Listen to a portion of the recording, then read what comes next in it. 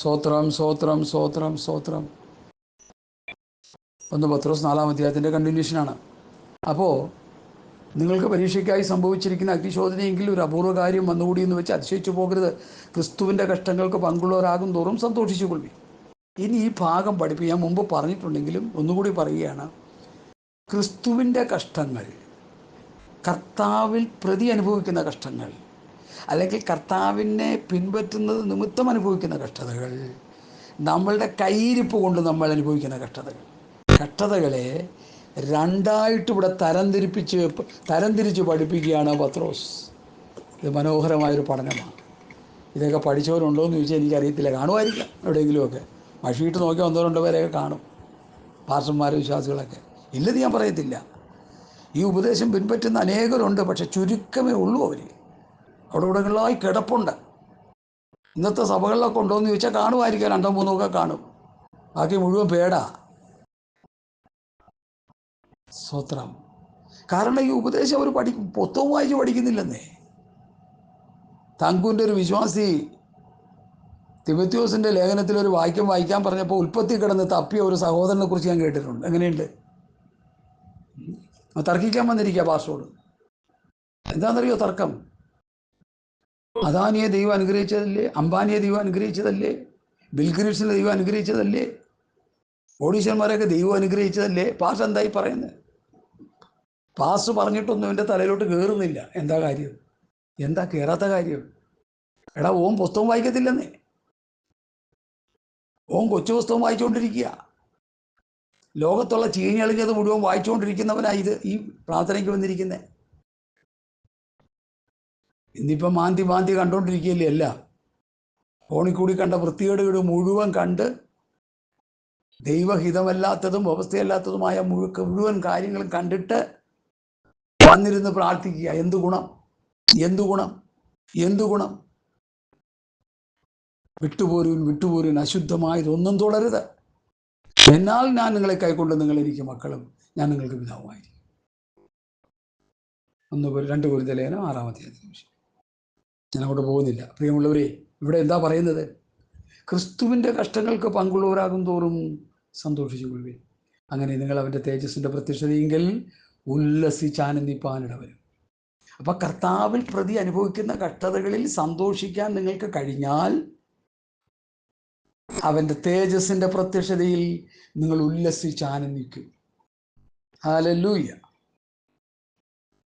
സുവിശേഷം നിമിത്തം, കർത്താവിനെ രക്ഷിതമായി സ്വീകരിച്ച നിമിത്തം, സുവിശേഷം പറഞ്ഞത് നിമിത്തം, കർത്താവിൻ്റെ വേല നിമിത്തം അനുഭവിക്കുന്ന കഷ്ടതകളിൽ നീ സന്തോഷത്തോടെ അത് അനുഭവിച്ച് ദൈവത്തിന് മഹത്വം കൊടുത്തുകൊണ്ടിരുന്നാൽ നീ ജീവിച്ച് അങ്ങനെ മരിക്കും, അല്ലെങ്കിൽ കർത്താവിൻ്റെ ഒരു രൂപാന്തരപ്പെടും, അല്ലെങ്കിൽ ഉയർക്കും, എന്തെങ്കിലും സംഭവിക്കും. കർത്താവിൻ്റെ പ്രത്യക്ഷതയിൽ നിനക്ക് സന്തോഷിക്കാൻ കഴിയും. നിത്യാനന്ദം അവരുടെ തലമേലുണ്ടാകുമെന്ന് യെശയ്യാ പ്രവാചകൻ പറഞ്ഞ വചനം നിന്നിലൂടെ നിറവേറാനിടയാക്കി തീർക്കും സ്വർഗത്തിലെ ദൈവം. ഉല്ലസിച്ചാനന്ദിപ്പാനിടവരും. കർത്താവിൻ്റെ പ്രത്യക്ഷതയിൽ ഉല്ലസിച്ചാനന്ദിപ്പാൻ. അമ്പലപ്പറമ്പിലൊക്കെ കൊച്ചു പിള്ളേരെയും കൊണ്ട് പോകുമ്പോൾ ഈ നൈട്രജനൊക്കെ നിറച്ച ബലൂൺ മേടിച്ചു. അതിങ്ങനെ പൊങ്ങി പോകും.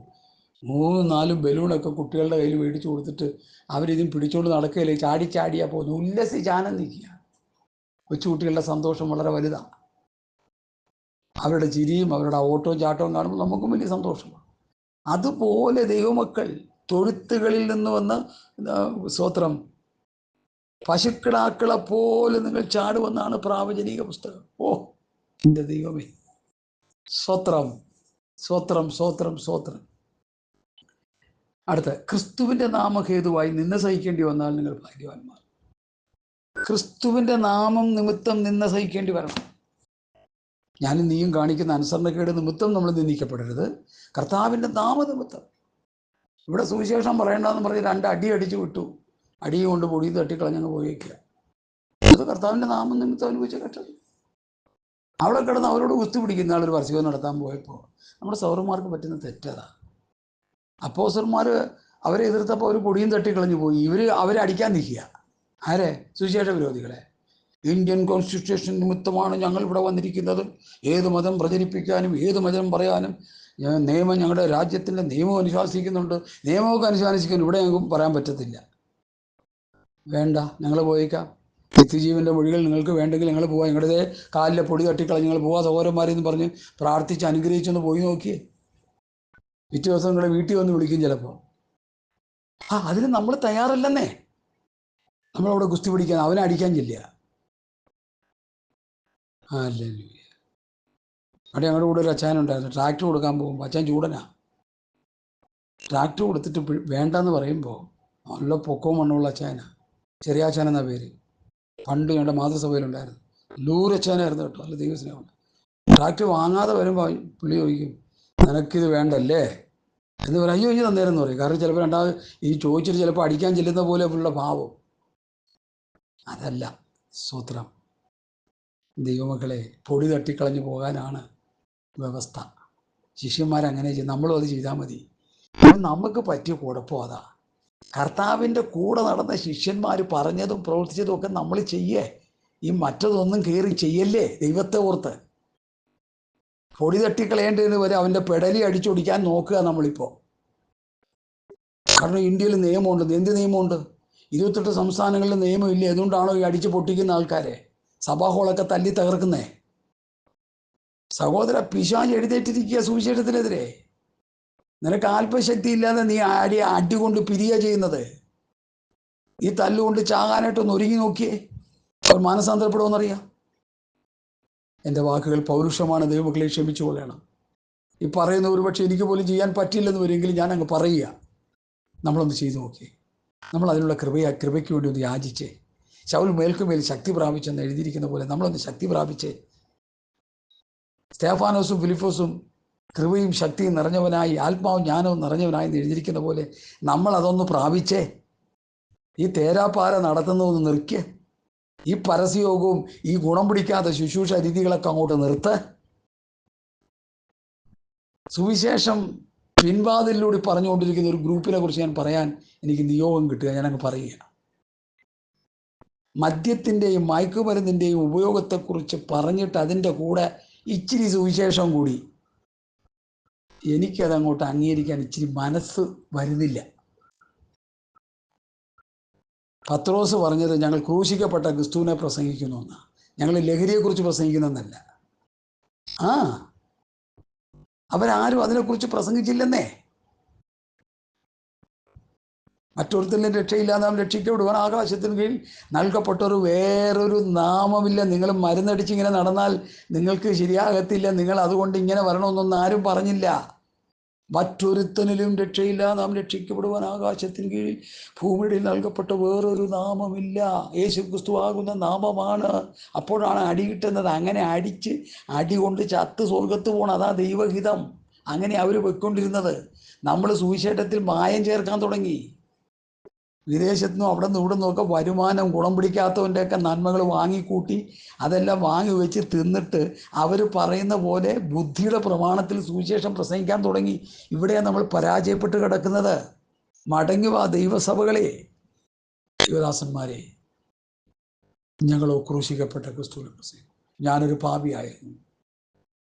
ഞാൻ യേശു ക്രിസ്തു വിശ്വസിച്ചപ്പോൾ എൻ്റെ പാപത്തിന് മോചനം കിട്ടി. ആ കർത്താവ് നിന്റെ പാപത്തിന് മോചനം തരാൻ കഴിയും. ലോകത്തിൻ്റെ വിഷയം സിന്നാണ്, പാപമാണ്, ലഹരിയല്ല. പാപമോചനം പ്രാപിക്കുന്നവൻ ലഹരി താനെ ഉപേക്ഷിക്കും. ഞങ്ങളൊക്കെ അങ്ങനെ ചെയ്തതല്ലേ. കഞ്ചാവ് ചോറിലിട്ട് ഒഴിച്ചു തന്ന ആളല്ലേ ഈ പ്രസംഗിക്കുന്നേ. മദ്യത്തിൽ വെള്ളം ചേർക്കാതെ കുടിച്ചുകൊണ്ടിരുന്നവരൊക്കെ അല്ലേ ഈ പ്രസംഗിക്കുന്നേ. ഇന്നിപ്പോൾ ഒരു സോഡ മേടിച്ച് അതിലിച്ചിരി ഒഴിച്ച് അതിലിച്ചിരി അങ്ങോട്ടും ഇങ്ങോട്ടും ഇട്ട് ഒഴിച്ചിട്ടല്ലേ അടിക്കുന്നേ.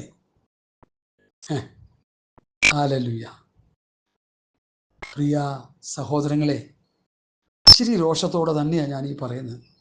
എൻ്റെ ആത്മീക രോഷം നിങ്ങളൊന്ന് മനസ്സിലാക്കുക. സുവിശേഷത്തിൽ മായം ചേർക്കില്ലേ. പാലിൽ മായം ചേർത്ത് ചേർത്ത് ചേർത്ത് ചേർത്ത് അവസാനം പാലിൽ മായം ഉണ്ടോയെന്നറിയാൻ ഇപ്പോൾ ആധുനിക സംവിധാനം വന്നു കഴിഞ്ഞപ്പോൾ മായം ചേർക്കൽ നിർത്തി.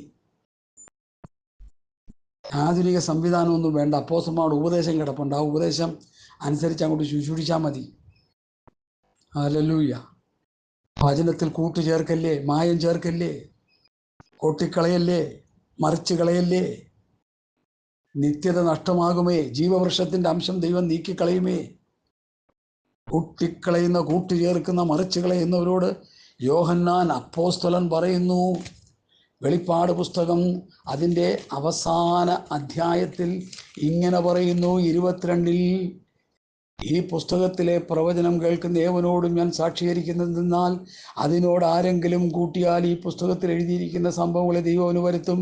ഈ പ്രവചന പുസ്തകത്തിൻ്റെ വചനത്തിൽ നിന്ന് ആരെങ്കിലും വല്ലതും നീക്കിക്കളഞ്ഞാൽ ഈ പുസ്തകത്തിൽ എഴുതിയിരിക്കുന്ന ജീവവൃക്ഷത്തിലും വിശുദ്ധ നഗരത്തിലും അവനുള്ള അംശം ദൈവം നീക്കിക്കളയും. ഈ ഗതികെട്ട അനുഭവം എനിക്കും നിങ്ങൾക്കും വരാതിരിക്കാനാണ് ഈ ഉപദേശി കിടന്ന് കണ്ടക്ഷോഭം ചെയ്യുന്നത്. മനസ്സിലായല്ലോ? വേറൊന്നിനുമല്ല. എനിക്കാരോടും പിണക്കില്ല. എനിക്കൊരൊറ്റ വ്യക്തിയോടും പിണക്കില്ല. ഒരു പാസ്റ്റർമാരോടും പിണക്കില്ല. ഒരു സംഘടനയോടും പിണക്കില്ല. സത്യവചനം പഥ്യവചനം വ്യവസ്ഥ തെറ്റിച്ച് പറയുമ്പോൾ ഞാൻ അവിടെ ചാടി വീഴും. അത് നിമിത്തം ചിലപ്പോൾ ലോകത്തിൽ നിന്ന് ജീവൻ നഷ്ടപ്പെടേണ്ടി വന്നോട്ടെ, കുഴപ്പമില്ല. ഉപദേശം തെറ്റിക്കരുത്. പൗലോസ് എന്ത് പറഞ്ഞു, പത്രോസ് എന്ത് പറഞ്ഞു, യോഹന്നാൻ എന്ത് പറഞ്ഞു, യാക്കോബ് എന്ത് പറഞ്ഞു? അവരെങ്ങനെ സഭകളെ ഉപദേശിച്ചു? റോമാ സഭയെ, കൊരിന്ത് സഭയെ, ഗലാത്യ സഭയെ, എഫേസ്യ സഭയെ, ഫിലിപ്പി സഭയെ, കൊലോസ് സഭയെ, തെസലോനിക്ക സഭയെ എങ്ങനെ ഉപദേശിച്ചു? അതുപോലെ ഞാനും നീ ഉപദേശിക്കേ. അത് ഉപദേശിക്കുന്നേ. നമുക്ക് വായി തോന്നുന്നതും നമുക്ക് വായി വരുന്നതും നമ്മുടെ ഹൃദയത്തിൽ തോന്നുന്നതും ഒക്കെ വീട്ടിൽ ഭാര്യമാരോടും മക്കളോടും പറഞ്ഞാൽ മതി. സഭയിൽ പറയുമ്പോൾ കർത്താവായ യേശുക്രിസ്തുവിൻ്റെ പഥ്യവചനം ഭക്തിക്കൊത്തുപദേശം തന്നെ പറയണം. അതാണ് തീത്തോസിനോട് പൗലോസ് പറയാം, പഥ്യോപദേശത്തിന് ചേരുന്നത് പ്രസ്താവിക്കുക. ഞാനത് കേട്ട് പേടിച്ചു പോയി. കാര്യം വായിക്കാതെ ഇരുന്നപ്പോൾ എനിക്ക് കുഴപ്പമില്ല. അത് വായിച്ച് കേട്ടപ്പോൾ എനിക്ക് ഭയങ്കര പേടിയായി. സ്വത്രം ആ തീത്തോസിൻ്റെ ലേഖനത്തിൽ ഒരു വാക്യം വായിക്കാം. വിരോധി നമ്മെക്കൊണ്ട് ഒരു തിന്മയും പറവാൻ വകയില്ലാതെ. തീത്തോസ് 2:7-8 വാക്യങ്ങൾ. വകയില്ലാതെ ലജ്ജിക്കേണ്ടതിന് സകലത്തിലും നിന്നെ തന്നെ സൽപ്രവൃത്തികൾക്ക് മാതൃകയാക്കി കാണിക്കുക. ഉപദേശത്തിൽ നിർമ്മലതയും ഗൗരവവും ആക്ഷേപിച്ചുകൂടാത്ത പഥ്യവചനവും ഉള്ളവനായിരിക്കുക. ഗൗരവത്തോടെ ശുശ്രൂഷിക്കുക.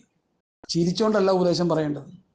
സൂപ്പ് സാൽവേഷൻ അല്ല ഉപദേശത്തിൽ പ്രയോഗിക്കേണ്ടത്. ഗൗരവത്തോടെ പറയണം. ഹല്ലേലൂയ. കാരണം ഇത് നിത്യ നരകവും നിത്യ സ്വർഗവും എന്നുള്ള വിഷയവുമായിട്ട് ബന്ധപ്പെട്ട് കിടക്കുന്ന സബ്ജക്റ്റാണിത്. ഈ ഉപദേശം തള്ളിക്കളഞ്ഞാൽ നിത്യ നരകവും, ഈ ഉപദേശം അനുസരിച്ചാൽ നിത്യ സ്വർഗവും. അതുകൊണ്ടാണ് ഞാനിത് കട്ടിയായിട്ട് പറയുന്നത്. എന്നെ ദൈവവചനം പഠിപ്പിച്ച കർത്താവിൻ്റെ ദാസൻ അതുപോലെ പറയുകയായിരുന്നു. ആദ്യമൊക്കെ ഞാനിത് കേട്ടിട്ട് ഓടിപ്പോയിട്ടുണ്ട്. എന്നിട്ട് പിന്നെ എന്നെ വീട്ടിൽ വന്ന് വലിച്ചു കൊണ്ടിരുത്തി ഈ ഉപദേശം പഠിപ്പിച്ച് എനിക്ക് മനസ്സിലായി ഇതിൽ തെറ്റുകാരൻ ഞാനാണെന്ന്. ഉപദേശം കേട്ടിട്ട് ഓടേണ്ട കാര്യമൊന്നുമില്ല. ഹല്ലേലൂയ. ഇത് വർഷങ്ങളായി കേട്ടിട്ട് ഒരു വാക്യം പോലും ഹൃദയത്തിൽ സംഗ്രഹിക്കാൻ കഴിയാത്ത പ്രിയപ്പെട്ടവരുണ്ട്. അവർ പറയുന്നതൊക്കെ ഞാൻ ഇവിടെ പറയുന്നില്ല. ഹല്ലേലൂയ. നമുക്ക് വചനം നമ്മുടെ ഹൃദയത്തിൽ സംഗ്രഹിക്കാൻ കഴിയുന്നില്ലെങ്കിൽ നമ്മൾ പരാജയപ്പെട്ടു. നിന്റെ ഹൃദയത്തിൽ വീഴുന്ന വചനങ്ങളെ നീ സ്റ്റോർ ചെയ്യുന്നില്ലെങ്കിൽ നീ പരാജയപ്പെട്ടു. അതുകൊണ്ടല്ലേ പൗലോസ് പറഞ്ഞ അബ്രായരോടല്ലേ ഭാഷ പറഞ്ഞേക്കുന്നത്. കേട്ടതൊഴുകി പോകാതിരിക്കാൻ ശ്രദ്ധയോടെ കരുതിക്കൊള്ളണം. അത് ഒഴുകിപ്പോയാൽ പറവ കൊത്തിയെടുത്താൽ പിന്നെ നീ എംറ്റി നിന്റെ ഹൃദയം. പിന്നെ മറ്റവൻ കയറി കൂടുവെക്കും. അനേകരുടെ ഹൃദയത്തിൽ കൂടുവെച്ചിരിക്കുക. ഇത് ആത്മാവിൽ കണ്ടോണ്ടാണ് ഞാൻ പറയുന്നേ. Hallelujah, hallelujah. ഞാൻ വിഷയത്തിലേക്ക് വരട്ടെ. ക്രിസ്തുവിൻ്റെ കഷ്ടങ്ങൾക്ക് പങ്കുള്ളവരാകും തോറും സന്തോഷിച്ചുകൊള്ളുവേ. സ്തോത്രം. ക്രിസ്തുവിൻ്റെ നാമം ഹേതുവായി നിന്ന് സഹിക്കേണ്ടി വന്നാൽ നിങ്ങൾ ഭാഗ്യവാന്മാർ. മഹത്വത്തിൻ്റെ ആത്മാവായ ദൈവാത്മാവ് നിങ്ങളുടെ മേൽ ആവസിക്കുന്നുവല്ലോ. നിങ്ങളിൽ ആരും കൊലപാതകനോ കള്ളനോ ദുഷ്പ്രവൃത്തിക്കാരനോ ആയിട്ടല്ല കഷ്ടം സഹിക്കേണ്ടത്. പരകാര്യത്തിൽ ഇടപെടുന്നവരുമായിട്ടല്ല കഷ്ടം സഹിക്കേണ്ടത്. 4 കാര്യങ്ങൾ പത്രോസ് ഇവിടെ പറയുക. ഇങ്ങനൊരു പ്രയോഗം പുതിയ ദൈവത്തിൽ എങ്ങും കാണുന്നില്ലെന്ന് എനിക്ക് തോന്നിപ്പോകുന്നത്. നിങ്ങളിൽ ആരും കൊലപാതകനോ കള്ളനോ ദുഷ്പ്രവൃത്തിക്കാരനോ ആയിട്ടല്ല കഷ്ടം സഹിക്കേണ്ടത്. പരകാര്യത്തിൽ ഇടപെടുന്നവനുമായിട്ടുമല്ല കഷ്ടം സഹിക്കേണ്ടത്. ക്രിസ്ത്യാനിയായിട്ട് കഷ്ടം സഹിക്കണം. എന്ന് പറഞ്ഞാൽ ക്രിസ്തുവിനെ അനുഗമിക്കുന്നത് നിമിത്തം കഷ്ടം സഹിക്കണം. ഹല്ലേലൂയ. ക്രിസ്തുവിനെ അനുഗമിക്കുക എന്ന് പറഞ്ഞാൽ എന്താ? കർത്താവ് പറഞ്ഞ വചനങ്ങൾ കേട്ട് കർത്താവിനെ ഫോളോ ചെയ്യും. അവൻ നിങ്ങളോട് എന്തെങ്കിലും കൽപ്പിച്ചാൽ അതുപോലെ ചെയ്യും. കർത്താവ് പറഞ്ഞ അനുസരിക്കുക. കൽപ്പാത്രങ്ങളിൽ വെള്ളം നിറയ്ക്കാൻ പറഞ്ഞു, അവർ വെള്ളം നിറച്ചു. ആ കർത്താവ് പറഞ്ഞത് അങ്ങോട്ട് അനുസരിച്ചപ്പോൾ അത് വീഞ്ഞായി. നമുക്ക് പറ്റിയ കുഴപ്പമല്ല. ഒരു സ്ത്രീ വന്ന് യേശുവിനോട് പറഞ്ഞില്ലേ സൗഖ്യമാക്കുന്ന കാര്യം. യേശുവിനെ പൊയ്ക്കൊള്ളുക, അതിൻ്റെ വിശ്വാസ നിമിത്തം സൗഖ്യമായി. ആ സമയം ചോദിച്ചു, എപ്പോഴാണ് കർത്താവ് പറഞ്ഞത്? ആ സമയം. അപ്പോൾ അവരോട് ചോദിച്ചു, ഏത് സമയത്താണ് കുഞ്ഞ് സൗഖ്യമായത്? ഇന്ന സമയത്ത്. അപ്പോൾ ഈ പ്രിയപ്പെട്ടവൻ ആ സമയം ഒത്തുനോക്കിയപ്പോൾ ക്ലിയർ. ആ പറഞ്ഞ അറ്റ് ദ മൂമെന്റ്, ആ സെക്കൻഡിൽ ഹീലിംഗ് അവിടെ നടന്നു. ഹല്ലേലൂയ. കർത്താവിനെ അനുസരിക്കുക സഹോദരങ്ങളെ. ഞാൻ പ്രാർത്ഥിച്ചുകൊണ്ടിരിക്കുന്ന കാര്യം കർത്താവിനെ അനുസരിക്കാനുള്ള കൃപ, കർത്താവിൻ്റെ വചനം അനുസരിക്കാനുള്ള കൃപ തരണം കർത്താവ് എനിക്ക്. പ്രാർത്ഥിച്ചുകൊണ്ടിരിക്കുക. നമുക്ക് പറ്റുന്നില്ല പലപ്പോഴും അനുസരിക്കാൻ. അവിടെയാണ് നമ്മുടെ പരാജയം കണ്ടുപിടിക്കുക. ഈ ദൈവവചനം, ദൈവസഭയുടെ ഉപദേശം അനുസരിക്കാൻ കഴിയാതെ നമ്മൾ പരാജയപ്പെട്ട് കിടക്കുക, തോൽവിയടഞ്ഞ് കിടക്കുക. ഇവിടെ നിന്നൊരു ഉയർത്തെഴുന്നേൽപ്പ് നമുക്ക് ആവശ്യമുണ്ട്. കർത്താവേ, നിന്റെ വചനങ്ങൾ അനുസരിപ്പാൻ, അങ്ങയുടെ ആജ്ഞകൾ അനുസരിപ്പാൻ, ഞാനോട് കൽപ്പിച്ചതൊക്കെയും പ്രമാണിപ്പാൻ കൊണ്ട് ഉപദേശിച്ചുകൊണ്ട് സകല ജാതികളെയും ശിഷ്യരാക്കി കൊള്ളുവിനെന്നുള്ള വചനം അനുസരിച്ച് ശുശ്രൂഷ ചെയ്യുവാൻ ഒരു ശുശ്രൂഷകനായ എനിക്ക് കർത്താവ് കൃപ തരണമെന്ന് ദൈവസേനയിൽ കിടന്ന് അലമുറയിട്ട് കരഞ്ഞു പ്രാർത്ഥിക്ക്. ചക്കയ്ക്കും മാങ്ങയ്ക്കും തേങ്ങയ്ക്കും കാറിനും വിസയ്ക്കും വേണ്ടി കിടന്ന് ഉപവസിക്കാതെ കർത്താവിൻ്റെ വചനം അനുസരിക്കാനുള്ള കൃപയ്ക്കായിട്ട് കിടന്ന് ഉപവസിക്കുക, പ്രാർത്ഥിക്കുക. ഭൗതികത്തിന് വേണ്ടി പ്രാർത്ഥന നിർത്ത്. ദൈവം നിന്നെ അനുഗ്രഹിച്ചിരിക്കുക. സ്വർഗത്തിലെ സകല ആത്മീയ അനുഗ്രഹത്താൽ ദൈവം നിന്നെ അനുഗ്രഹിച്ചിരിക്കുക. നീ ആത്മീയ ദാരിദ്ര്യത്തിൻ്റെ പടുകൂടി കിടക്കുക. കുറവുറ്റകളെ കണ്ട അനുഗ്രഹങ്ങൾ പ്രാപിച്ചെടുക്കുക. ദൈവം അനുഗ്രഹിച്ചു ഓൾറെഡി. ഇനി അനുഗ്രഹിക്കണമെന്ന് പോലും പ്രാർത്ഥിക്കണ്ട. ദൈവം സൗഖ്യമാക്കിയിരിക്കുക. എന്നെ സൗഖ്യമാക്കണമെന്ന് പോലും പ്രാർത്ഥിക്കണ്ട. കർത്താവിൻ്റെ സൗഖ്യം എൻ്റെ മേൽ വ്യാപരിക്കുന്നതിനായി സ്തോത്രം എന്ന് പറഞ്ഞ് ഒന്ന് ശരിക്കും ഗുണപ്പെട്ടൊന്ന് പ്രാർത്ഥിച്ചു നോക്കിയേ. സൗഖ്യം തരുമെന്ന്. സൗഖ്യം തരണമേ തരണമേ തരണമേ എന്ന് പറഞ്ഞ് എല്ലാ ദിവസവും കിടന്ന് പ്രാർത്ഥിക്കുകയും ഹോസ്പിറ്റലിൽ പോയി മലന്ന് കിടക്കുകയും ചെയ്യുക. ഒരാഴ്ച കൊടുക്കേണ്ട കാശ് കൊണ്ടുവന്ന് ഹോസ്പിറ്റലിൽ കൊടുക്കുക. വേദന ഉണ്ടാകും ഇത് കേൾക്കുമ്പോൾ. ഉണ്ടാകണമല്ലോ, അതിനുവേണ്ടിയല്ലേ പറയുന്നേ. ശരിക്കും നന്നായി പ്രാർത്ഥിച്ചു നോക്കിയേ. ശരിക്കും മാനസാന്തരപ്പെട്ടൊന്ന് പ്രാർത്ഥിച്ചു നോക്കിയേ. ആ തരുമെന്നേ, തന്നിട്ടുണ്ടെന്നേ. അഥവാ അനുഭവത്തിൽ നിന്നല്ലേ വിളിച്ച് പറയുന്നത്, അല്ലാതെ പറയാൻ പറ്റുമോ? ഈ അനുഭവത്തിൽ നിന്നല്ലാണ്ട് പറയാൻ പറ്റുമോ? ഇത് അനുഭവിച്ചുകൊണ്ട് പറയുക. സ്വർഗത്തിലെ ദൈവത്തിൻ്റെ കരം കുറുങ്ങിപ്പോയിട്ടില്ല. കേൾപ്പാൻ കഴിയാവുന്ന അവൻ്റെ ചെവി മന്ദമായിട്ടുമില്ല. എന്നെയും നിങ്ങളെ തമ്മിൽ ഭിന്നിപ്പിങ്ങളുടെ അകൃത്യങ്ങൾ എത്രയത് കർത്താവ് വചനത്തിലൂടെ നമ്മളോട് പറയുക. അനുസരിക്കാൻ മനസ്സുണ്ടോ? മാനസാന്തരപ്പെടാൻ മനസ്സുണ്ടോ? നന്നാകാൻ മനസ്സുണ്ടോ? ഒരുവൻ എൻ്റെ പിന്നാലെ വരുവാൻ ഇച്ഛിച്ച തന്നെത്താൻ തിരിച്ചെൻ്റെ ക്രൂശെടുത്ത് എന്നെ അനുഗമിക്കണം.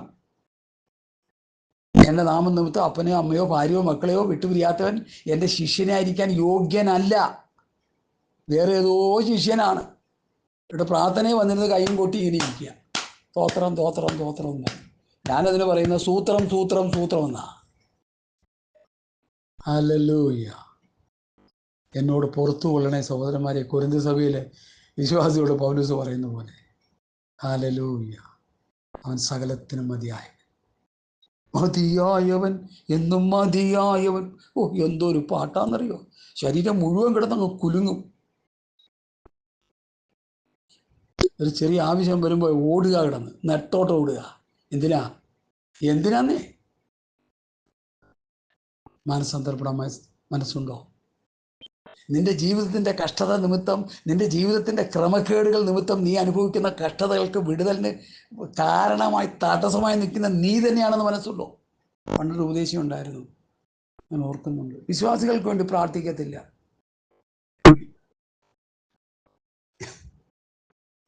അതെന്ത് ഉപദേശിയാ? അങ്ങനെ ഉപദേശിമാരുണ്ടെന്നേ. പുള്ളി പറയണേ, നീ ഉണപ്പെട്ട് അങ്ങ് പ്രാർത്ഥിച്ചാൽ നിനക്ക് സൗഖ്യം തരും. നീ പിന്നെ എന്നാ വിശ്വാസിയാ? അതിൻ്റെ ഒരു വാക്യം തരാം.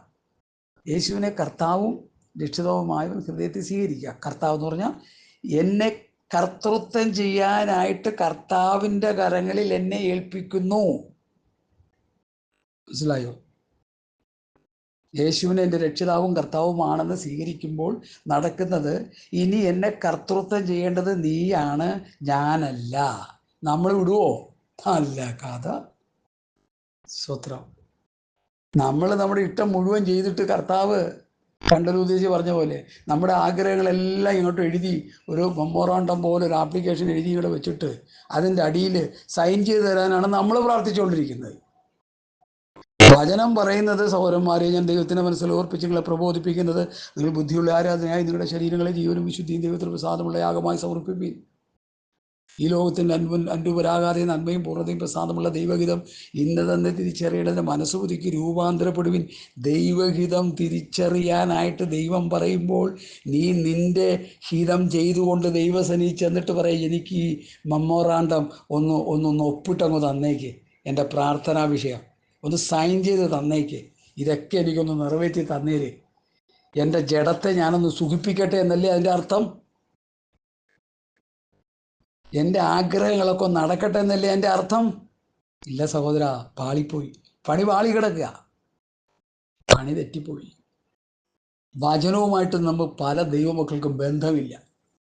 ചുമ്മാ കിടന്ന് പ്രാർത്ഥിക്കുക, പ്രാർത്ഥിച്ച് അങ്ങ് കുഴയുക. ഹല്ലേലൂയ. ഹോശയ പ്രവചന പുസ്തകം പഠിക്കുമ്പോൾ സ്തോത്രം, ദൈവത്തിൻ്റെ പൊന്നോമനപുത്രൻ, അവൻ്റെ പേരെന്തുവാ? സ്തോത്രം. ഹോശയ പ്രവാചകന്റെ പുസ്തകം പഠിക്കുമ്പോൾ എഫ്രായിം അല്ലേ,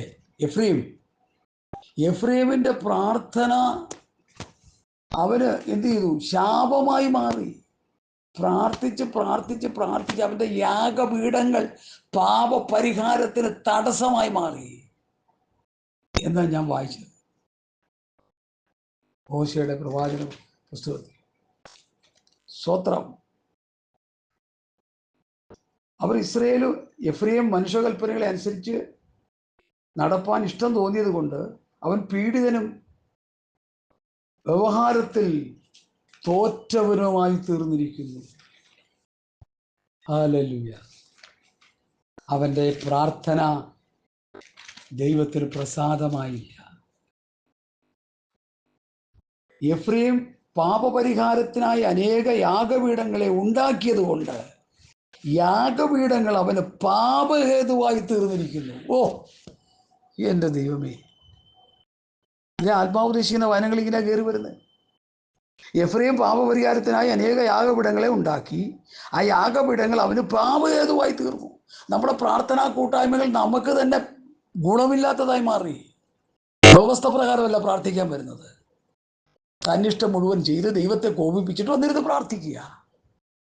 നിലത്ത് വീണ് കിടക്ക സഹോദര, മാനസാന്തരപ്പെട്ട സഹോദര സഹോദരി, പ്രിയപ്പെട്ട കുഞ്ഞുങ്ങളെ, പാസ്റ്റർമാരെ, എല്ലാവരും ഇൻക്ലൂഡിങ് ഞാൻ എന്നെ കൂടി ചേർത്ത് പറയാം, എനിക്ക് കൂടിയുള്ള ഉപദേശമായിരുന്നു, നിങ്ങൾക്ക് മാത്രമല്ല ഇത്. കർത്താവ് വരാറായി, കാഹളം ധ്വനിക്കാറായി. ഹല്ലേലൂയ. നിങ്ങളിൽ ആരും കൊലപാതകനോ കള്ളനോ ദുഷ്പ്രവൃത്തിക്കാരനായിട്ടല്ല കഷ്ട സഹിക്കേണ്ടത്. ഇന്ന് അങ്ങനെയാണ് കഷ്ടം സഹിച്ചുകൊണ്ടിരിക്കുന്നത്. പരകാര്യത്തിൽ ഇടപെടുന്നതുമായിട്ട് കഷ്ടം സഹിച്ചുകൊണ്ടിരിക്കുക. ക്രിസ്ത്യാനിയായിട്ട് കഷ്ടം സഹിക്കുക, ക്രിസ്തുവിനെ അനുഗമിക്കുന്നതിൽ കഷ്ടം സഹിക്കുക. ഈ നാമനിമിത്തം ദൈവത്തെ മഹത്വപ്പെടുത്തുക അത്രേ വേണ്ടത്. ന്യായവിധി ദൈവഗൃഹത്തിൽ ആരംഭിപ്പാൻ സമയമായല്ലോ. അത് നമ്മിൽ തുടങ്ങിയാൽ ദൈവത്തിൻ്റെ സുവിശേഷം അനുസരിക്കാത്തവരുടെ അവസാനം എന്താകാൻ? അധോഗതിയാകും, അല്ല വേറെന്താ? സ്തോത്രം. നീതിമാൻ പ്രയാസത്തിന് രക്ഷ പ്രാപിക്കുന്നുവെങ്കിൽ അഭക്തൻ്റെയും പാപിയുടെയും ഗതി എന്താകും? അധോഗതിയാകും. ഹല്ലേലൂയ. അതുകൊണ്ട് ദൈവഇഷ്ടപ്രകാരം കഷ്ടം സഹിക്കുന്നവൻ നന്മ ചെയ്തുകൊണ്ട് തങ്ങളുടെ പ്രാണനെ വിശ്വസ്തനായ സൃഷ്ടാവിങ്കൽ ഭരമേൽപ്പിക്കട്ടെ. സഹോദരങ്ങളെ, ഈ വൈകിയ വേളയിൽ ഞാൻ എന്തിനാണ് ഇത് പറയുന്നത്? ഞാനൊരു എളിയ കർത്താവിൻ്റെ ദാസൻ. എനിക്ക് ഡോക്ടറേറ്റും ഇല്ല, എനിക്ക് റവറൻഡ് പട്ടവും ഇല്ല, എനിക്ക് PhD ഇല്ല, MTH ഇല്ല, BTH ഇല്ല, GT ഒന്നുമില്ല. ഞാൻ ബൈബിൾ കോളേജിൽ പോയി ഒരു 3-4 വർഷം പഠിച്ച് കുറേ ഡിഗ്രിയൊക്കെ ചെയ്തു. ആ സർട്ടിഫിക്കറ്റ് എനിക്ക് തരാനായിട്ട് ഞാൻ പല പ്രാവശ്യം അവിടെ ചെന്നു, അവർ തന്നില്ല. അവസാനം എൻ്റെ ഹൃദയത്തിൽ പറഞ്ഞു, ദൈവത്തിൻ്റെ ആത്മാവ് പറയുന്ന പോലെ എനിക്ക് തോന്നി, നീ അതൊന്നും വാങ്ങണ്ട, അത് അവിടെ ഇരുന്നോട്ടെന്ന്. പെട്ടെന്ന് എനിക്ക് എൻ്റെ ഉള്ളിൽ തോന്നിയൊരു ചിന്ത ഇതാണ്, പത്രോസും യോഹന്നാനും അവർ പഠിപ്പില്ലാത്തവരും സാമാന്യ മനുഷ്യരെന്നറിയാൽ ആശ്ചര്യപ്പെട്ടു. സുന്ദരമെന്ന ദേവാലയ ഗോപുരവാതിക്കൽ ഇരുന്നവൻ്റെ സൗഖ്യം കണ്ടിട്ട് യഹൂദന്മാരും ന്യായശാസ്ത്രിമാരും പരീശന്മാരും യഹൂദ പുരോഹിത വർഗങ്ങൾ മുഴുവൻ ആശ്ചര്യപ്പെട്ടു. ഈ പഠിപ്പില്ലാത്തവരും സാമാന്യ മനുഷ്യരും അവരുടെ വായിൽ നിന്ന് വരുന്ന വചനങ്ങളും അവരുടെ ഉപദേശങ്ങളും അവരുടെ പ്രവൃത്തികളും കണ്ടിട്ട് ഈ വലിയ കൊമ്പന്മാർ ആശ്ചര്യപ്പെട്ട് നിൽക്കുക, ഇതെന്തായി തീരുമെന്ന്. നമ്മളെയോ എറിയാൻ കല്ലെടുക്കുക, ഗുണമില്ലാത്തതുകൊണ്ട്. നമ്മൾ ബുദ്ധി കിടന്ന് പ്രസംഗിക്കുക. പത്രോസ് പറഞ്ഞ പോലെ ഒരുത്തൻ പ്രസംഗിക്കുന്നെങ്കിൽ ദൈവത്തിൻ്റെ അരുളപ്പാട് പ്രസംഗിക്കുന്നവരാകട്ടെ. ദൈവത്തിൻ്റെ അരുളപ്പാടൊക്കെ മാറ്റിവെച്ച് തത്വജ്ഞാനം പ്രസംഗിച്ചുകൊണ്ടിരിക്കുക. എനിക്കറിയാം, പെന്തക്കോസ്ത് കുളത്തിൽ ജനറൽ കൺവെൻഷനൊക്കെ ഞാൻ ശ്രദ്ധിക്കാറുണ്ട്. തത്വജ്ഞാനമാണ് അവിടെ മുഴങ്ങുന്നത് 90%. പിന്നെ വല്ല 3-4 വചനം പറഞ്ഞാലായി. ഉപദേശം പ്രസംഗിക്കുക സഭയെ. Hallelujah, hallelujah. സത്യവചനത്തെ യഥാർത്ഥമായി പ്രസംഗിക്കേ. നീ നിന്നെ സൂക്ഷിക്കാൻ ഉപദേശം സൂക്ഷിക്കുക. അങ്ങനെ ചെയ്താൽ നീ നിന്നെയും നിന്റെ പ്രസംഗം കേൾക്കുന്നവരെയും രക്ഷിക്കും. അപ്പൊ പ്രസംഗം എന്തായിരിക്കണം? ഉപദേശം. ഉപദേശം പ്രസംഗിച്ചില്ലെങ്കിൽ നിനക്കുമില്ല രക്ഷ, പ്രസംഗം കേൾക്കുന്നവർക്കുമില്ല രക്ഷ. 2 കൂട്ടരും കൂടി പോകേണ്ടടുത്ത് പോകും. ഇത് പറയാൻ ആളില്ല, അതുകൊണ്ടായി പറഞ്ഞുകൊണ്ടിരിക്കണേ. Hallelujah, hallelujah, hallelujah. കാരണം കർത്താവിൻ്റെ വരവായി. എൻ്റെ ഒരു പ്രായമുള്ളൊരു അച്ഛൻ എനിക്ക് കൂട്ടായിട്ടുണ്ട്. സേവർ അച്ഛൻ ട്രാക്ടർ എഴുതുന്ന അച്ഛനാ. അച്ഛൻ ഈ ഇടയ്ക്കൊരു ട്രാക്ടർ എഴുതി ഒരു വോയിസ് മെസ്സേജ് ഇട്ടു. അത് ഒരു പ്രിൻ്റ് എടുത്ത് എനിക്ക് തരാൻ പറഞ്ഞു. ഞാൻ വോയിസ് മെസ്സേജായിട്ട് അത് പ്രസംഗിച്ച് കേൾപ്പിക്കാമെന്ന് പറഞ്ഞതിനകത്തോട് തരാമെന്ന് പറഞ്ഞിരിക്കുക. അത് താൻ എഴുതിയിരിക്കുന്ന കർത്താവിൻ്റെ വരവായി. നമ്മൾ ഉദ്ദേശിക്കുന്ന പോലെയല്ല. പലരും കർത്താവിനെ എന്ന് പറഞ്ഞ് ഫോളോ ചെയ്തത് എതുക്കുസ്തൂനിയാണ്. പലരും കർത്താവിൻ്റെ ദാസന്മാരെന്ന് പറഞ്ഞ് ജീവിക്കുന്നവർ സാത്താൻ്റെ ദാസന്മാരായി തീർന്നിരിക്കുക. ദൈവത്തിൻ്റെ ദാസൻ എങ്ങനെയാകും? ഒരു പഠനം ആയിക്കോട്ടെ. എങ്ങനെയാ ഒരു ദൈവദാസനാകുന്നത്? വായിക്കാം. ഈ ദൈവദാസൻ എങ്ങനെ ആവും നോക്കുമ്പോൾ നമ്മുടെ അഭിപ്രായങ്ങളൊന്നും പറയാതെ വചനത്തിലേക്കൊന്ന് തിരിഞ്ഞ് ദൈവദാസൻ ആരാണെന്ന് വചനം പറയുന്നുണ്ട്. ഇവിടെയാണ് നമ്മൾ തോൽവി അടഞ്ഞു കിടക്കുന്നത്. ഒരു കാര്യത്തിന് നമ്മളെ വചനത്തിലൂടെ മറുപടി കണ്ടെത്താൻ ശ്രമിക്കാതെ നമ്മൾ നമ്മുടെ ബുദ്ധി കൊണ്ടുള്ള പ്രയോഗങ്ങൾ നടത്തുക. ഇവിടെയാണ് നമ്മൾ തോൽവി അടയുക. സഭയ്ക്ക് പറ്റിയ മൂല്യച്യുതി അതാ. ദൈവത്തിൻ്റെ ദാസൻ ആരാണെന്ന് കമ്പിവാചകം പോലെ ഞാൻ പറയാം. റോമാലേഖനം 6-ാം അധ്യായത്തിൻ്റെ 16, 17, 18 വാക്യങ്ങൾ പ്രത്യേകം ശ്രദ്ധിക്കുക. നിങ്ങൾ ദാസന്മാരായി അനുസരിപ്പാൻ നിങ്ങളെ തന്നെ സമർപ്പിക്കുകയും നിങ്ങൾക്ക് അനുസരിച്ച് പോരുകയും ചെയ്യുന്നതിന് ദാസന്മാരാകുന്നുവെന്ന് നിങ്ങൾ അറിയുന്നില്ലയോ? ഒന്നുകിൽ മരണത്തിനായി പാപത്തിൻ്റെ ദാസന്മാർ, അല്ലെങ്കിൽ നീതിക്കായി അനുസരണത്തിൻ്റെ ദാസന്മാർ. 2 ദാസത്വമാണ് ലോകത്ത് കിടക്കുന്ന സകല ജാതി മതസ്ഥരും. 2 ദാസത്വത്തെ കീഴില. ഒന്നുകിൽ പാപത്തിൻ്റെ ദാസന്മാരായി കിടക്കുക, അല്ലെങ്കിൽ നീതിയുടെ ദാസന്മാരായി കിടക്കുക. ഇനി അതിനെക്കുറിച്ചുള്ള ഉപദേശം ഒന്നുകൂടി ശ്രദ്ധിക്കുക. 17-18. എന്നാൽ നിങ്ങൾ പാപത്തിൻ്റെ ദാസന്മാരായിരുന്നുവെങ്കിലും നിങ്ങളെ പഠിപ്പിച്ച ഉപദേശ രൂപത്തെ ഹൃദയപൂർവ്വം അനുസരിച്ച് പാപത്തിന് സ്വാതന്ത്ര്യം പ്രാപിച്ച് നീതിക്ക് ദാസന്മാരായി തീർന്നിരിക്കുന്നത് കൊണ്ട് ദൈവത്തിന് സ്തോത്രം ചെയ്യുന്നു. അവ നീതിയുടെ ദാസനായി. കർത്താവിൻ്റെ ദാസൻ എങ്ങനെയായി? പഠിപ്പിച്ച ഉപദേശ രൂപം ഹൃദയപൂർവ്വം അനുസരിച്ച് പാപത്തിന് സ്വാതന്ത്ര്യം പ്രാപിച്ച് നീതിക്ക് ദാസനായി. നീതിക്ക് ദാസനായി. നീതി എന്ന് പറഞ്ഞാൽ വചനമനുസരിച്ച് ജീവിക്കുക, നീതി ചെയ്യുക. ഇങ്ങനെ സകല നീതി നിവർത്തിക്കുക നമുക്ക് ഉചിതം. കർത്താവ് പറഞ്ഞു. യോഹന്നാൻ സ്നാപകന്റെ കീഴിൽ യോർദാന്റെ കലക്കവെള്ളത്തിൽ യേശുക്രിസ്തു സ്നാനപ്പെട്ടു. ഇങ്ങനെ സകല നീതി, ദൈവവചനം അനുസരിക്കുന്നത്, സകല നീതി നിവർത്തിക്കുന്നത് നമുക്ക് ഉചിതം. അങ്ങനെ കർത്താവ് സ്നാനപ്പെട്ട് മാതൃക കാണിച്ചെങ്കിൽ നമ്മൾ സ്നാനപ്പെടണം. കർത്താവ് പറഞ്ഞ പിതാവിൻ്റെയും പുത്രൻ്റെയും പരിശുദ്ധാത്മാവിൻ്റെയും യേശു നാമത്തിലാകരുത്, കൊടി കീഴിലാകരുത് ഇന്ന് പലരും അതിനെയൊക്കെ വികൃതമാക്കി. അപ്പോൾ പാപത്തിൻ്റെ ദാസന്മാരായിരുന്നവർക്ക് എന്താ സംഭവിച്ചത്? പഠിപ്പിച്ച ഉപദേശ രൂപം ഹൃദയപൂർവ്വം അനുസരിച്ച് പാപത്തിന് സ്വാതന്ത്ര്യം പ്രാപിച്ച് നീതിക്ക് ദാസനായി. അപ്പോൾ റോമാസഭയിൽ എന്ത് അവർക്ക് കിട്ടിയ ഗുണം? റോമർ 16-17 പഠിക്കുമ്പോൾ സൗരന്മാരെ നിങ്ങൾ പഠിച്ച ഉപദേശത്തിന് വിപരീതമായി. റോമസഭയെ ഉപദേശം പഠിപ്പിച്ചു, റോമസഭ അത് പഠിച്ചു. ഇന്നത്തെ സഭകളെ ഉപദേശം പഠിപ്പിക്കുന്നില്ല, തത്വജ്ഞാനം പറഞ്ഞ് കേൾപ്പിച്ചുകൊണ്ടിരിക്കുക. ഡോക്ടറേറ്റും റെവറൻറ്റും അങ്ങനെയുള്ള വലിയ വലിയ പദവികളൊക്കെ പാസ്റ്റർമാർ പോയി എടുത്തിട്ട് അമേരിക്കയിൽ പോയി വന്ന പാസ്റ്റർ 6 മാസമായി അമേരിക്കൻ വിവരണമാണ് സഭയിൽ പ്രസംഗം. അപ്പോൾ ഒരു സഹോദരൻ അത് കേട്ടിട്ട് എന്നെ വന്ന് എന്നോട് പറഞ്ഞു, പാസ്റ്ററെ എനിക്കിപ്പോൾ അതിനൊന്നും കിട്ടുന്നില്ല, കുറേ നാളായി, മാസങ്ങളായി. എന്ത് പറ്റി? അമേരിക്കൻ വിവരണമാണ് ഞങ്ങളുടെ ഭാഷ അമേരിക്ക പോയത് മുതൽ പറഞ്ഞുകൊണ്ടിരിക്കുന്നത്. ഞാൻ പറയും നിന്നെ കൊണ്ട് ഗുണമില്ലാത്തതുകൊണ്ട്. തൻ്റെ ഭാഷ അങ്ങനെ പറയണത്. എനിക്ക് അമേരിക്കൻ വിവരണമല്ല, ഭാഷയെ ബഹുമാനപ്പെട്ട ഭാഷയെ ബഹുമാനം കൊടുത്ത് പ്രസംഗിച്ചോണേ, ബഹുമാനം കൊടുത്ത് പറയണം. ബഹുമാനപ്പെട്ട ഭാഷയെ നിങ്ങൾക്ക് അമേരിക്കൻ വിവരണം വേണ്ട, അത് നിങ്ങൾ ചോറ് തിന്നാനിരിക്കുമ്പോൾ നിങ്ങളുടെ ഭാര്യയോടും മക്കളോടും പറഞ്ഞാൽ മതി. ഇവിടെ ഞങ്ങൾക്ക് ജീവിക്കാനുള്ള പ്രമാണം പ്രസംഗിക്കുന്ന പറയാനുള്ള ആർജവം നിനക്കുണ്ടോ? ഇല്ലെങ്കിൽ നീ കേട്ടോണ്ടിരുന്നിട്ട് നരകത്തിലോട്ട് പോക്കോ. ക്രൂശിൻ്റെ വചനം നശിച്ചു പോകുന്നവർക്ക് പോഷത്വം, രക്ഷിക്കപ്പെടുന്ന നമുക്ക് ദൈവശക്തി.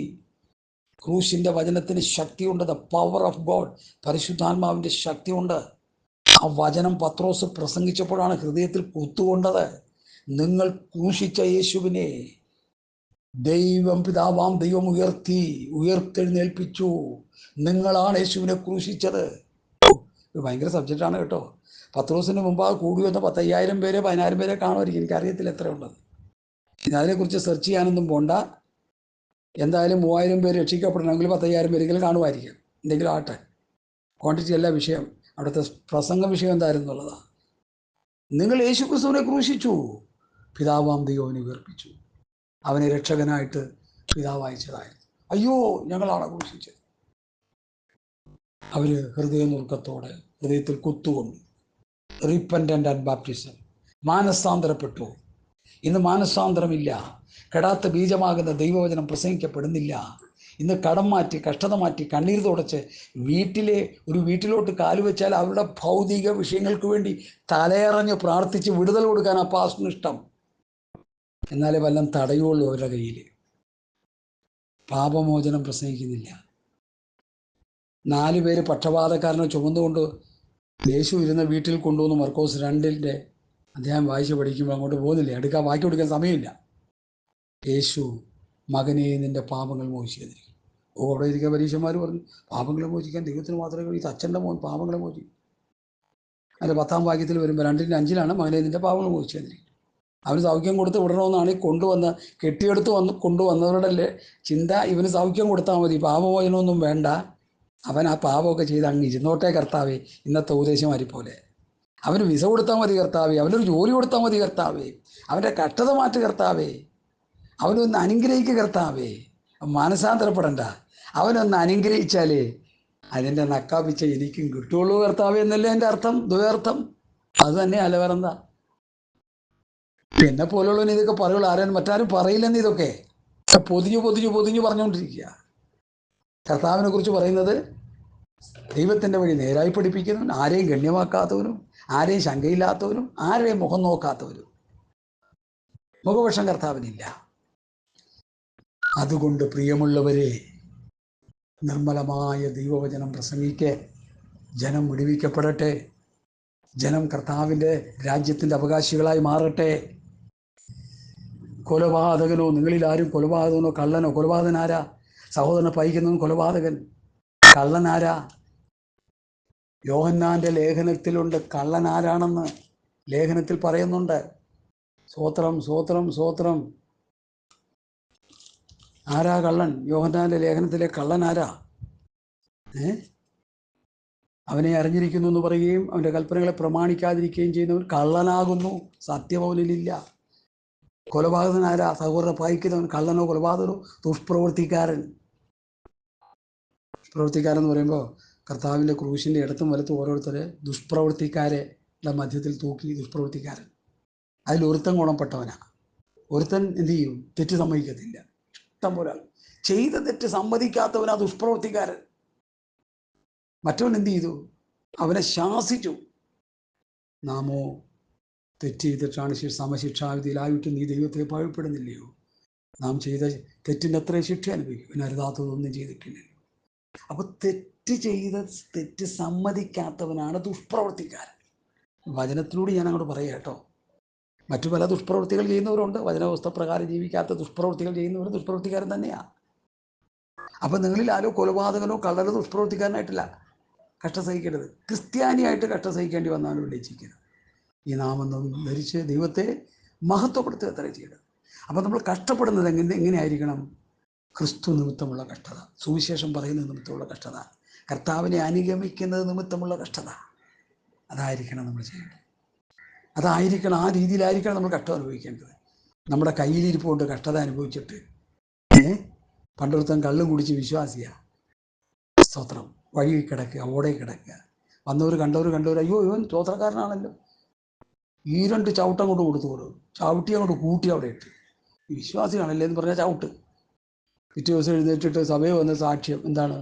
എന്നെ ചവിട്ടി തൊഴിച്ചു. പിന്നെ ഉപ്പ് കാരമില്ലാതെ പോയാൽ എന്തോന്നും കൊണ്ട് രസം വരുത്താം. നമ്മൾ ഉപ്പ് പോലെ രുചിക്കണം, വെളിച്ചം പോലെ പ്രകാശിക്കണം എന്നല്ലേ കർത്താവ് പറഞ്ഞേ. ഇതിലുള്ള രസം പോയി കഴിഞ്ഞാൽ എടുത്തിട്ട് ചവിട്ടും. ഞാനും ചവിട്ടി തന്നെ 10 ചവിട്ട് കൂടുതൽ. ഹല്ലേലൂയ. നമുക്കൊന്ന് മാനസാന്തരപ്പെടാം, നമുക്കൊന്ന് മടങ്ങി വരാം. നമ്മുടെ പാപങ്ങളെയും തെറ്റുകളെയും കുറ്റങ്ങളെയും കണ്ടൊന്ന് മനസ്സലിയാം.